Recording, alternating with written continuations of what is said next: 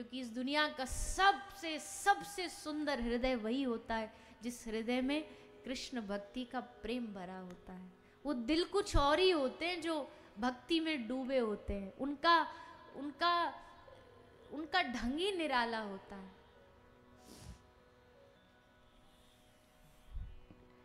कृपा दान कर दानी श्री राधा रानी।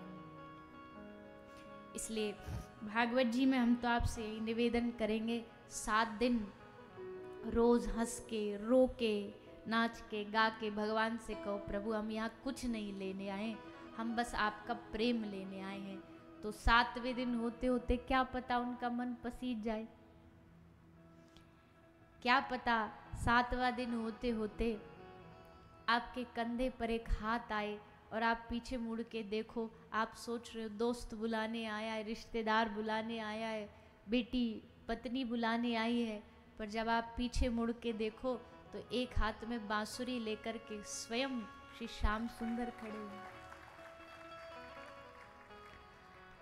अच्छा साक्षात नहीं भी आए तो अनुभव तो करा ही देंगे, कुछ नहीं आए बांसुरी लेकर के चतुर्भुज रूप द्विभुज रूप में, पर अनुभव तो करा ही देंगे। और कुछ भी नहीं होगा ना, 7वें दिन आते आते तक कोई जीवन में ऐसा संत के प्रति भाव पैदा हो जाएगा कि समझ लो भगवान ही भगवत स्वरूप ही संत के रूप में आपके पास आए, गुरु रूप में आ।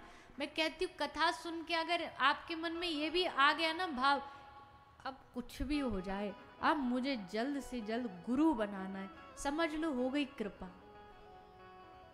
यही कृपा है भगवान की, आपके मन में आया ना कि मुझे संत से मिलने जाना है, गुरु ढूंढना है, या मुझे वृंदावन जाना है, यही लक्षण है कि भगवान ने आके कंधे पे हाथ रख दिया है।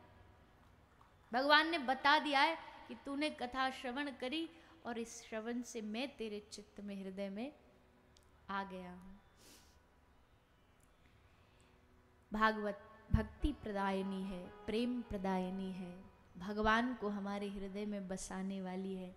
यही प्रार्थना भागवत जी से हमें करनी है। आगे भागवत का प्रथम स्कंध आरंभ होता है। भागवत के प्रथम स्कंध में भगवान की स्तुति करी गई।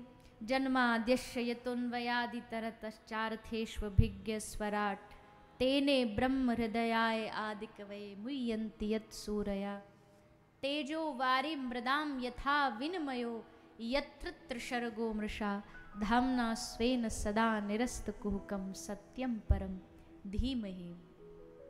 भगवान की वंदना की, मंगलाचरण हुआ। भागवत का मंगलाचरण 3 श्लोकों में लिखा गया है और बड़ा ही सुंदर मंगलाचरण है, क्योंकि इस मंगलाचरण में भगवान श्री वेदव्यास जी ने किसी विशेष देवता का नाम न लेकर के सत्यम परम धीमहि लिखा। जैसे कहते हैं ना, एक हाथी के पांव में सबका पांव आ जाता है, तो सत्य में सब देवता समाये हैं, सब भगवान समाये हैं, सब धर्म संप्रदाय सत्य के उपासक हैं। इसलिए व्यास जी ने सत्यम परम धीमहि लिखा, ताकि भैया कोई भागवत के नाम पे, धर्म के नाम पे लड़े झगड़े ना। क्योंकि आज के समय पे लोग जितना धर्मों के नाम पे बटे ना, उतना बंटवारा और उतना झगड़ा तो राजनीति के नाम पे भी नहीं है जितना धर्म के नाम पे है। पर ऐसा नहीं होना चाहिए, ये अच्छा लक्षण नहीं है।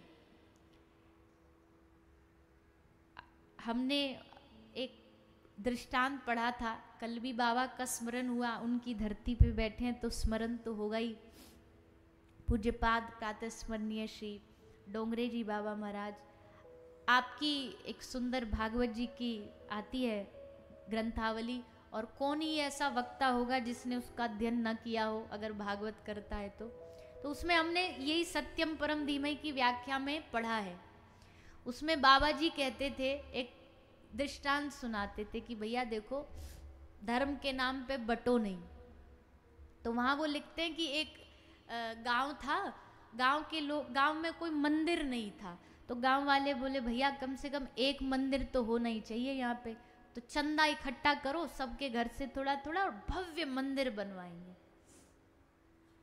तो बहुत सारा चंदा इकट्ठा किया, एक भव्य मंदिर बनाया और वहाँ पे विराजमान किए राधा कृष्ण भगवान की मूर्ति। अब मूर्ति विराजमान हो गई।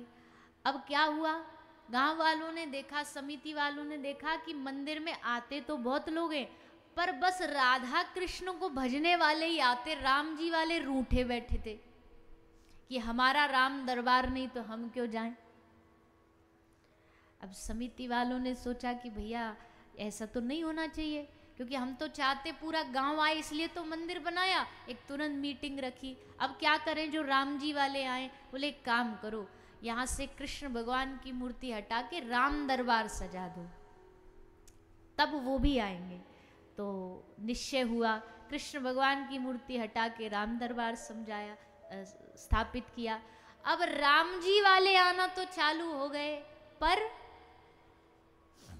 राम जी वाले आना चालू हो गए, पर कन्हैया जी वालों ने आना बंद कर दिया। ले हमारे आराध्य नहीं, हटा दिए, हम क्यों जाएं। फिर एक मीटिंग बिठाई गई, बोले भैया अब क्या करें। एक ने सुझाव दिया, एक काम करो, राम जी भी मत रखो, कन्हैया जी भी मत रखो, बीच वाला रहा शिवालय महादेव, उनको विराजमान कर दो। अब वो कर दिया, अब वो विराजमान हो गए। अब भी मामला वहीं के वहीं, अब राम जी और कन्हैया जी वाले बंद, बस शंकर जी वाले आते, बड़े दुखी। ले भैया ऐसा क्या करें जो पूरा गांव इकट्ठा। तो पास के गांव में महात्मा जी कथा करने आए थे, समस्या लेके समिति वाले गए, बोले बाबा जी ऐसा कोई उपाय बता दो जो पूरा गांव धर्म जाति पाति पूछे बगैर इकट्ठा एक जगह हो जाए, हम इतना पैसा लगा रहे हैं तो उसका कोई तो लाभ हो। तो महात्मा जी जरा विनोदी थे, महात्मा जी ने हंस के कहा, मत वहाँ राम दरबार रखो, ना कृष्ण दरबार, ना शिवालय, काम करो वहाँ एक बढ़िया सा रेस्टोरेंट खोल दो।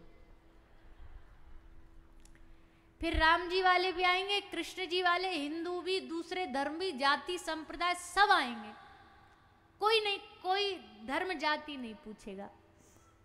इसका मतलब क्या है?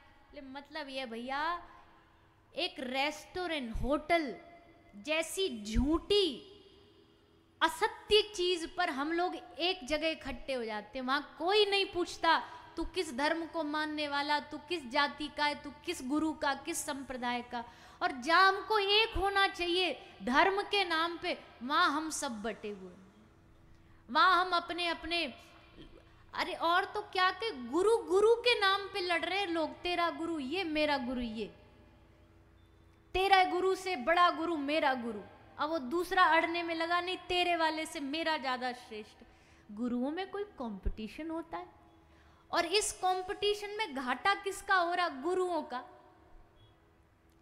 ये वही वाली बात है, गुरुजी को क्या हुआ, एक गुरुजी के दो चेला थे, तो दोनों ही बोले गुरुजी हम आपके पांव दबाएंगे, दूसरा बोला नहीं गुरुजी हम दबाएंगे।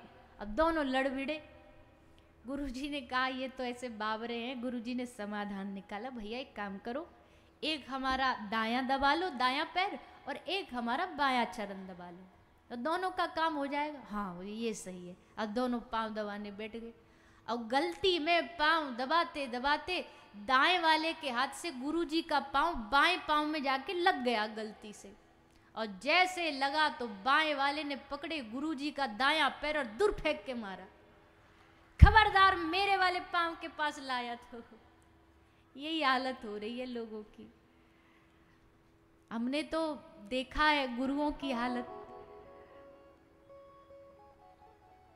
जब आप कुछ जानते नहीं ना, तब आपको कई बार गुरु बनने का शौक चढ़ता है। हम भी जब छोटे थे, हमने 7 साल में कथा चालू कर दी थी, हमको ये भी नहीं पता गुरु होता क्या है। अब कथा सुनने लोग आते, बोले हमें आपको गुरु बनाना। मैंने कहा हाँ बना लो। हमने खूब दीक्षा, नाम मंत्र देना चालू कर दिया। नाम ही तो देना कान में, क्या इसमें कौन सी बड़ी बात है?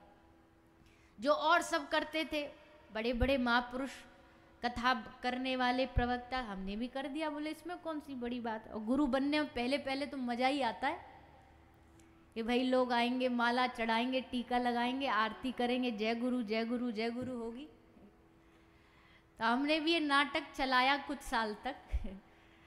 फिर जब कुछ वर्ष हो गए, फिर पता चला, पहले तो ये पता चला कि ये लेके तो चले जाते, गुरु बना के दीक्षा लेकर के तो चले जाते, फिर इनको हजारों साल तक भी ना गुरु याद रहता और ना गुरु को ये याद रहते।